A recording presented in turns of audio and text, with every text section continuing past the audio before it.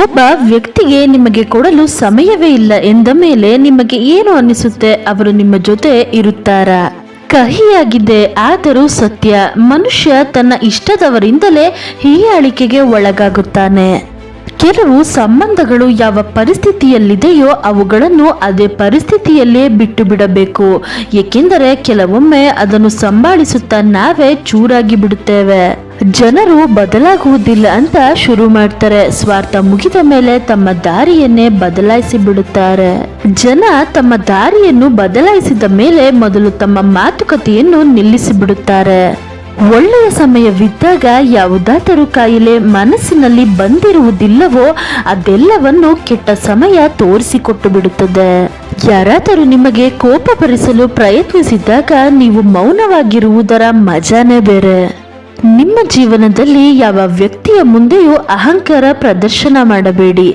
ಈಗ ಸಮಯ ನಿಮ್ಮದಾಗಿರಬಹುದು, ಆದರೆ ಸಮಯ ಬದಲಾಗಲು ತುಂಬಾ ಸಮಯ ಬೇಕಾಗಿಲ್ಲ. ಒಬ್ಬರ ಅತಿಯಾದ ಕಾಳಜಿಯು ಮುಂದೆ ಇರುವವರಿಗೆ ಉಸಿರು ಗಟ್ಟಿಸುವಂತಾದರೆ ಆಗ ಆ ಸಂಬಂಧ ಅಂತ್ಯ ಶುರುವಾಗುತ್ತದೆ. ಯಾವ ವ್ಯಕ್ತಿಯಲ್ಲಿ ಎರಡು ಅಭ್ಯಾಸಗಳನ್ನು ಕಾಣಿಸುತ್ತೋ ಅವರು ಯಾವಾಗಲೂ ನಿಮ್ಮವರಾಗಲು ಸಾಧ್ಯವೇ ಇಲ್ಲ. ಮೊದಲನೇ ಅಭ್ಯಾಸ ತುಂಬಾ ಜನರ ಜೊತೆ ಮಾತನಾಡಲು ಅವರು ಶುರು ಮಾಡಿದಾಗ, ಮತ್ತು ಎರಡನೆಯದು ತಮ್ಮ ದುಃಖವನ್ನು ಪ್ರತಿಯೊಬ್ಬರಿಗೂ ಹಂಚಿಕೊಳ್ಳುತ್ತಿದ್ದರೆ. ಹುಡುಗಿಯ ಪ್ರೀತಿ ತುಂಬಾ ನಿಜ ಎಂದು ತೋರಿಸುವ ದೊಡ್ಡ ಗುರುತು ಎಂದರೆ ನಿಮಗೆ ಅವಳು ಎಂದಿಗೂ ಉಪಕಾರ ಮಾಡಿದೆ ಎಂದು ಹೇಳೋದಿಲ್ಲ. ಯಾರು ನಿಮ್ಮನ್ನು ಅರ್ಥ ಮಾಡಿಕೊಳ್ಳುತ್ತಾರೋ ಮತ್ತು ಅರ್ಥ ಮಾಡಿಸುತ್ತಾರೋ ಅವರಿಗಿಂತ ಒಳ್ಳೆಯ ಸಂಗಾತಿ ನಿಮಗೆ ಬೇರೆ ಯಾರೂ ಸಿಗುವುದಿಲ್ಲ. ಯಾರನ್ನು ಕಳೆದುಕೊಳ್ಳಲು ಭಯವಿರುತ್ತೋ ಅವರ ಮಾತುಗಳನ್ನೇ ಮನುಷ್ಯ ಮೌನವಾಗಿ ಕೇಳಿಸಿಕೊಳ್ಳುತ್ತಾನೆ.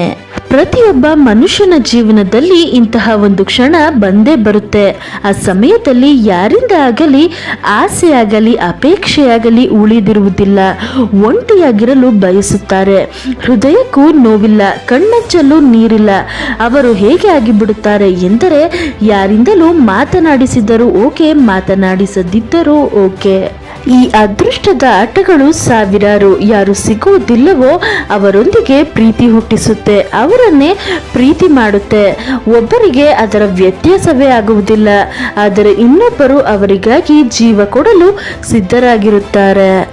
ಎಲ್ಲರ ಜೀವನದಲ್ಲಿ ಒಬ್ಬ ವ್ಯಕ್ತಿ ಇರುತ್ತಾರೆ. ಮನಸ್ಸು ಮತ್ತು ಅದೃಷ್ಟದಲ್ಲಿ ಇರುವುದಿಲ್ಲ, ಆದರೆ ಹೃದಯದಲ್ಲಿ ಇರುತ್ತಾರೆ. ಒಬ್ಬರನ್ನು ಕಳೆದುಕೊಳ್ಳಲು ಆಗದೆ ಮತ್ತು ಇನ್ನೊಬ್ಬರಿಗೆ ಸಮರ್ಪಿಸಿಕೊಳ್ಳಲು ಆಗದೆ ಇರುವ ಸಂದರ್ಭ ನಮ್ಮನ್ನು ತುಂಬಾ ಅಸಹಾಯಕನಾಗಿಸಿ ಬಿಡುತ್ತದೆ.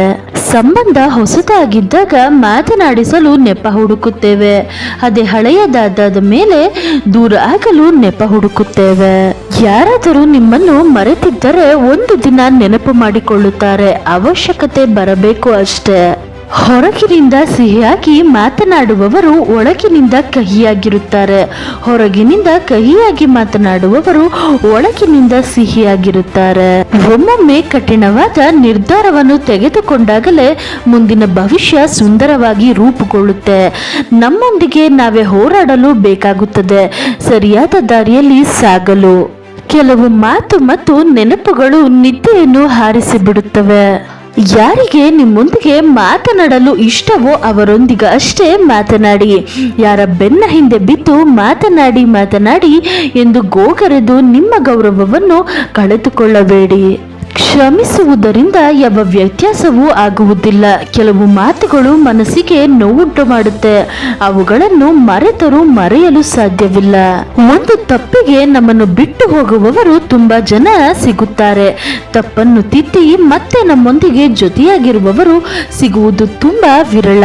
ಕೆಲವರನ್ನು ನೋಡಿದರೇನೆ ಅವರೊಂದಿಗೆ ಮಾತನಾಡದೇ ಇರುವುದೇ ಒಳ್ಳೆಯದು ಎನಿಸುತ್ತೆ. ಯಾರ ಕಣ್ಣಲ್ಲಿ ಸಣ್ಣ ಸಣ್ಣ ವಿಷಯಕ್ಕೂ ಕಣ್ಣೀರು ಬರುತ್ತೋ ಅವರು ಮನಸ್ಸಿನಿಂದ ತುಂಬಾ ಶುದ್ಧವಾಗಿರುತ್ತಾರೆ. ಬೇರೆಯವರ ಕಾಳಜಿ ಮಾಡುತ್ತಾ ನಮ್ಮ ಕಾಳಜಿಯನ್ನೇ ಮಾಡುವುದನ್ನೇ ಮರೆತು ಬಿಡುತ್ತೇವೆ. ಜೀವನದಲ್ಲಿ ಸೋಲು ಗೆಲುವು ಇದ್ದೇ ಇರುತ್ತೆ. ಒಮ್ಮೆ ಪ್ರೀತಿಯಲ್ಲಿ ಮತ್ತು ಯಶಸ್ಸಿನ ಹಾದಿಯಲ್ಲಿ ನಿಮ್ಮ ಗೆಳೆಯರಿಗೆ ನಿಮ್ಮ ರಹಸ್ಯವನ್ನು ಮಾತ್ರ ಹೇಳಬೇಡಿ. ಏಕೆಂದರೆ ಆ ಗೆಳೆಯರಿಗೂ ಗೆಳೆಯರಿರುತ್ತಾರೆ ಎಂಬುದನ್ನು ಮರೆಯಬೇಡಿ.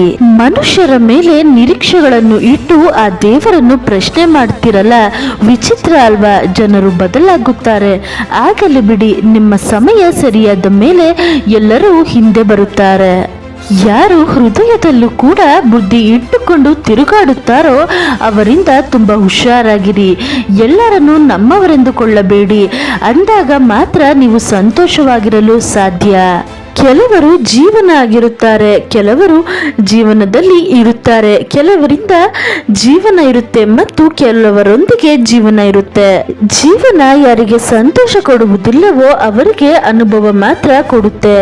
ಕೆಲವರು ಎಷ್ಟು ಸುಂದರವಾಗಿದ್ದರೂ ಪ್ರಾಮಾಣಿಕವಾಗಿಲ್ಲವೆಂದರೆ ಆ ಸುಂದರತೆ ಯಾವುದಕ್ಕೂ ಉಪಯೋಗ ಆಗುವುದಿಲ್ಲ.